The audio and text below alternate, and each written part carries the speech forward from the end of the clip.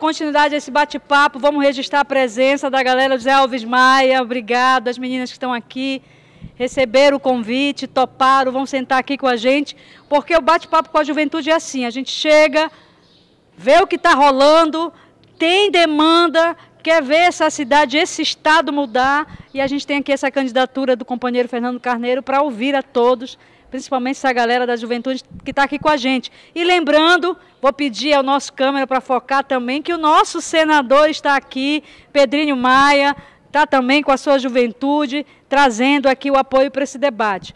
Está bem bonito, num final de tarde aqui no Ver o Rio, está todo mundo assistindo a gente nas redes, no celular, no computador em casa, no tablet, nós vamos estar circulando esse Pará inteiro, quiçá o Brasil, né, Fernando?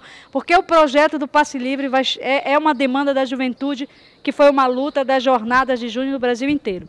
Então, a gente vai agora para o segundo bloco, Fernando, que aí a juventude vai continuar perguntando o que é esse Passe Livre, que projeto é esse, que a candidatura do Fernando apresenta, que é uma candidatura do PSOL, que o Pedrinho Maia também defende, e a galera também quer perguntar outras coisas sobre educação, sobre a mulher, né, sobre o esporte e lazer, sobre a questão da sexualidade.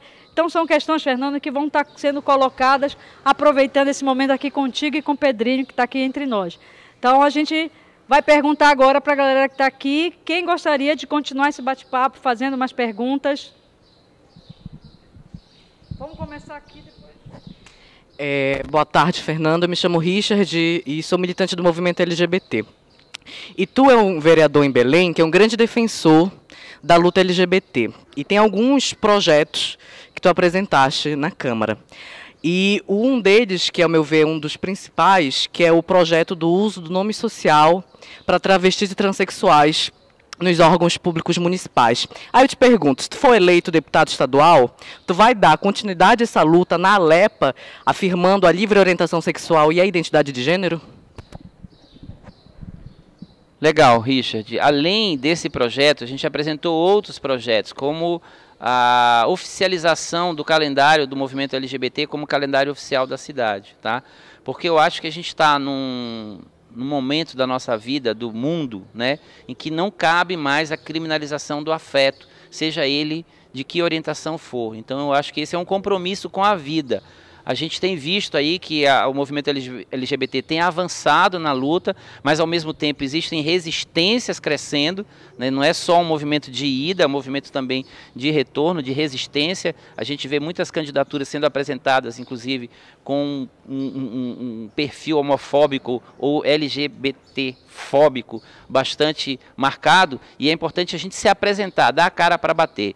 Então é evidente que se na Câmara Municipal a gente já apresentou projetos nesse sentido, como o próprio projeto que você citou do nome social, que é um projeto que permite a travestis e transexuais ser chamado pelo nome que lhe aprouver, né, não pelo nome que está de registro de batismo. Essa luta a gente vai estender à Assembleia Legislativa, inclusive com outras causas, e desde já eu coloco o mandato a serviço do movimento LGBT para recepcionar, inclusive, outras demandas que não essas e que a gente pode encampar. Ok, Fernando, muito obrigado. Tem mais perguntas aqui, a galera está levantando. Vamos passar ali para o André, ver qual é a pergunta que ele tem para a gente. Bom, boa tarde, Fernando. Eu sou o André, militante do Movimento Estudantil de Educação Física, e eu gostaria de saber de que forma o Passe Livre poderá contribuir ao cidadão, a todos nós, o acesso aos espaços de esporte e lazer daqui da nossa capital. Agradecer a presença do pessoal do Zé Alves Maia, tá? A gente está fazendo uma roda de conversa aqui para discutir temas da juventude, mais especificamente, nesse caso, o tema do Passe Livre, que foi um projeto que eu apresentei enquanto vereador, e agora como candidato a deputado estadual estou me comprometendo com a juventude a apresentar esse projeto na Assembleia Legislativa, caso eleito.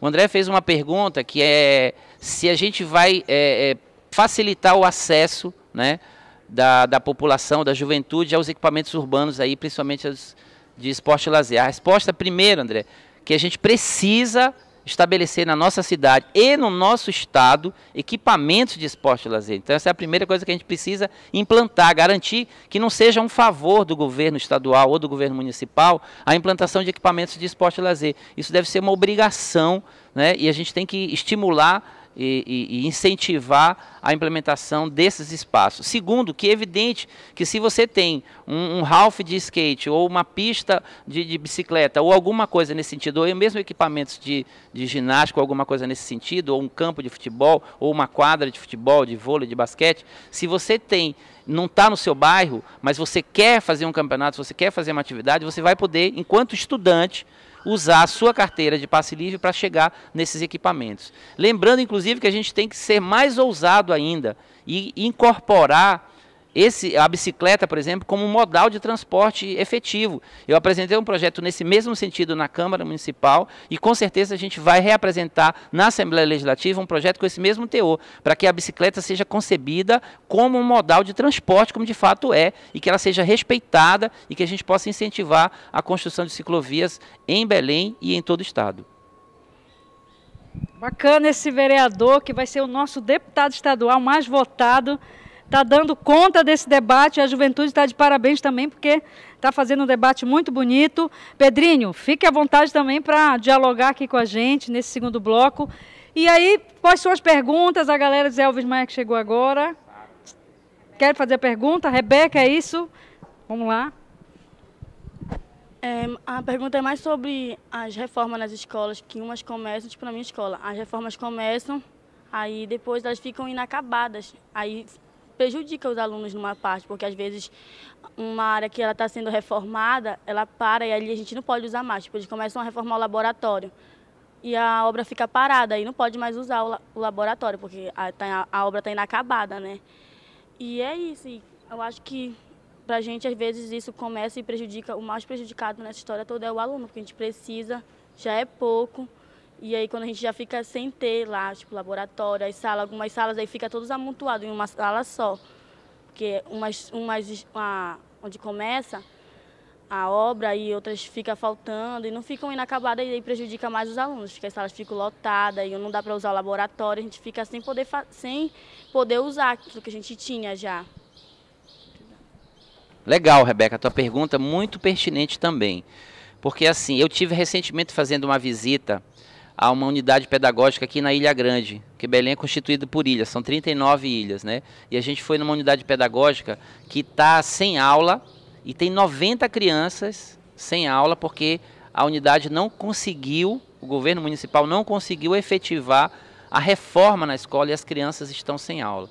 E a gente percebe que isso existe também em todo o estado, quer dizer, escolas que estão caindo na cabeça dos estudantes e dos professores, uma baixa valorização do professor, que às vezes é obrigado a lutar todo ano por uma melhoria salarial, e quando começa a reforma, como você mesmo falou, ela demora anos e acaba prejudicando o ensino. Então, a primeira coisa que a gente precisa deixar muito claro é que isso é uma política que não é que o poder municipal ou o governo do estado, no caso, se esqueceu da sua escola. É uma coisa pensada. Eles estão sacrificando o ensino público para obrigar as pessoas a ir para o ensino privado. No ensino superior, a gente percebe muito claramente isso, é um sucateamento da universidade para que a gente vá empurrando os estudantes do ensino público para o ensino privado. Hoje, no Brasil, de cada 10 estudantes do ensino superior, 7 estão nas escolas privadas. Inclusive, a gente tem que começar a pensar em acabar com o vestibular. Por que a gente tem que ter vestibular? Por que as escolas hoje só são voltadas para o vestibular? Por que todos aqueles que terminam o ensino médio não podem ter acesso ao ensino superior? Porque o ensino superior está se transformando num privilégio nesse país. Essa é uma discussão que a juventude tem que fazer e que a gente tem que encampar. Porque existem países onde você não tem vestibular. Todo mundo que termina o ensino médio escolhe qual é o curso superior que quer fazer e a vaga existe. Então a gente não pode se acostumar. Eu acho que a pior coisa que pode acontecer com a juventude é achar que o mundo está do jeito que está, que a gente não pode mudar. Está no DNA da juventude, está no espírito da juventude ser rebelde. e buscar a mudança. E uma dessas mudanças é que, primeiro, a gente tenha escola pública gratuita de qualidade para todos, que a gente tenha equipamentos nas escolas, como no caso do laboratório, que as reformas tenham que acontecer, mas que sejam reformas rápidas e que possam dar qualidade para o ensino, e que a gente tem que pensar, inclusive, em acabar com o vestibular e fazer com que todos aqueles que terminam o ensino médio possam ter acesso ao ensino superior. Tá? Bacana, Fernando. Só registrando aí, moçada, chegou uma jovem ali. É a galera do Magalhães Barata, é isso. Sejam bem-vindos, sentem aqui na frente. Esse é um bate-papo aqui com o nosso camarada Fernando, o vereador Fernando Carneiro, que é candidato a deputado estadual e que está batendo um papo com a gente sobre o passe livre, que vai ajudar esse deslocamento da nossa juventude no estado todo e também sobre outras questões. Nós temos agora, Fernando, o Igor e a Sara, são os dois que vão fazer perguntas. A gente vai fazer o bloco com os dois, retornando para ti. Vamos lá, Igor. Boa tarde, Fernando. Meu nome é Igor, sou estudante de Educação Física da UEPA, faço parte do DCE da UEPA e sou do Movimento Juntos. Bom, a minha pergunta, assim, né, você já falou um pouco sobre o orçamento que tem destinado ao transporte público, porque o passe livre é uma proposta que ela pode se tornar realidade, assim como a minha passagem se tornou realidade.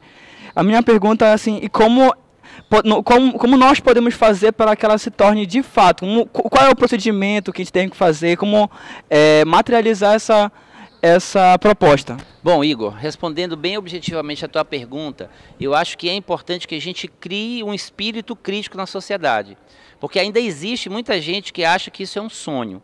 Então a gente precisa primeiro, antes de apresentar um projeto lá na Assembleia Legislativa, a gente precisa convencer as pessoas de que o passe livre é possível, é viável e é necessário. Então a gente precisa criar esse espírito crítico. Como é que a gente faz isso? É debatendo, é conversando. Então eu acho que cada centro acadêmico, cada diretório central dos estudantes, cada grêmio livre, ou mesmo na escola, ou mesmo numa associação, ou mesmo no centro comunitário, ou mesmo num sindicato, a gente tem que começar a debater isso, criar um espírito crítico. Porque a partir do momento em que a sociedade como um todo acreditar que o passe livre ele é possível, necessário e viável, a gente vai conseguir a aprovação dele nos espaços que precisam ser aprovados, tanto na Câmara Municipal como na Assembleia Legislativa. Inclusive em nível nacional, né? O nosso partido, o PSOL, ele é um partido que tem compromisso com a juventude e eu tenho certeza que Luciana Genro, candidato a presidente, Marco Carrera, candidato a governador, e Pedrinho, candidato ao Senado pelo estado do Pará, tem esse compromisso também. Esse compromisso não é só meu, é um compromisso do partido que tem um compromisso com as lutas da juventude. Então, nesse sentido, é importante que o partido também estimule esse debate na sociedade para que a gente possa criar esse espírito crítico. E quando ele for para a Assembleia Legislativa, ele vai ficar impossível de ser rejeitado. Então, acho que é um processo de amadurecimento dessa ideia para que ela possa dar frutos onde tem que dar, no caso na Câmara, na Assembleia e no Congresso Nacional. Então, meu nome é Sara, né? Boa tarde, sou estudante de teatro da UFPA e aí me preocupa muito a questão do lazer, a questão da cultura, a questão do esporte, que tu tocaste também, tu falaste em relação à bicicleta. Eu queria que tu falasse um pouco mais, que eu já ouvi falar que tu apresentou, que tu tens o projeto da lei da bicicleta. Eu queria que tu falasse um pouco mais do que é esse projeto, que beneficia, né, nós, juventude, que precisamos de cultura, de esporte, de lazer. E respondendo a pergunta da Sara, que eu acho que é uma pergunta muito importante, já dizia o poeta, né, a gente não quer só comida, né, a gente quer diversão e arte também. Então é importante que a gente possa se apropriar da cidade. Infelizmente, a vida na cidade está se transformando em algo insustentável, a gente não consegue desfrutar da cidade, a gente sofre a cidade, né? Então a gente precisa pensar meios alternativos, inclusive de deslocamento. Por isso, algumas cidades, né, já estão investindo no modal ciclístico para que a gente possa começar aposentando o transporte individual. E aí você vai trabalhar com o transporte individual apenas ocasionalmente, mas você vai trabalhar com a bicicleta, você vai trabalhar com o transporte público de qualidade, seja ele ônibus, seja ele metrô, seja ele qualquer que for, né? Então a gente vai precisar integrar esses modais de transporte, né? O metrô, o VLT, ou o BRT, ou o ônibus normal com a bicicleta. Eles precisam dialogar, eles não são concorrentes, eles são convergentes. Então, nesse sentido, é que eu apresentei o projeto da bicicleta, para que a bicicleta seja, como diz o Código de Trânsito Brasileiro, compreendida como um modal de transporte e tratado como um modal de transporte. Então, ele precisa ter o espaço, seja ele uma ciclofaixa ou uma ciclovia, e que a gente vai construindo isso na mentalidade das pessoas, que a gente precisa modificar esse sistema de transporte que é absolutamente excludente hoje em dia. Então, a lei da bicicleta era nesse sentido. E na Assembleia Legislativa a gente vai assumir esse compromisso também de estimular o uso da bicicleta como modal de transporte, não só para a juventude, né? Porque hoje muitos trabalhadores se deslocam através da bicicleta e precisam ter um espaço adequado para esse deslocamento.